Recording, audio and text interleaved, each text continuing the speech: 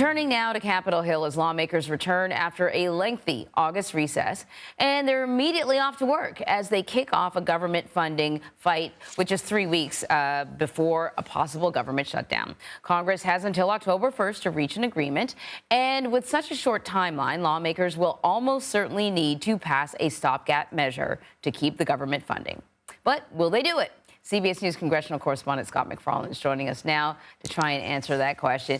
I mean, here we go again. It's like one would think they enjoy taking this stuff all the way down to the wire.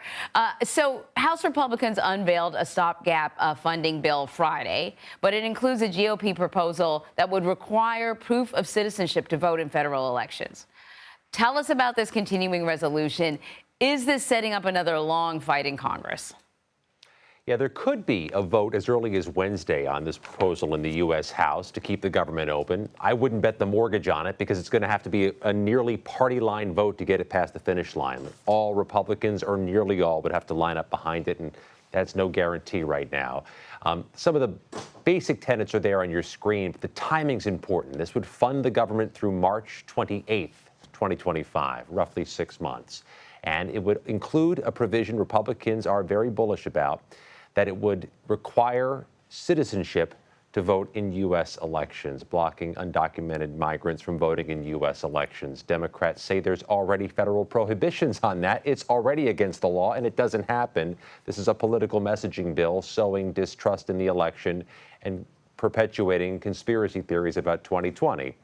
So the Democratic support will not line up behind this. If it does pass the House, it goes nowhere in the Senate, so they're going to burn through some of the 21 days before that September 30th deadline, before there's a meeting of the minds and something is actually passed, because there's no expectation, Anne-Marie, no expectation anybody wants a government shutdown this close to an election with uncertain political consequences from it.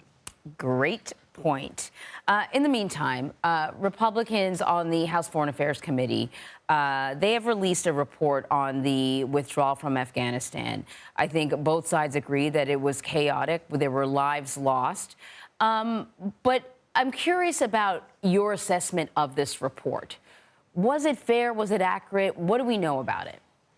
We expect it to be released publicly and widely just before the dinner hour, Eastern time on Monday. It was shared with the White House and some congressional Democrats yesterday at some point over the weekend. We expect it to be a blistering criticism of the Biden administration's handling of the final days of that Afghanistan pullout. This is authored by Republicans, and we expect it to be unequivocal in its criticisms of the Democratic administration.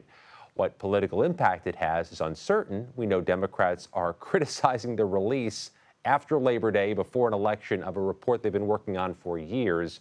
What's more, it coincides with an event tomorrow at the Capitol where the Speaker of the House is going to provide a gold medal to some of the Gold Star families from the last days in Afghanistan. The confluence of those two events is going to be criticized as a political mechanization by Republicans of the tragedy in Afghanistan. Well, we do know that the Trump campaign has been sort of seizing that and using that as part of sort of campaign fodder, which is why they went to the cemetery with some of these Gold Star families.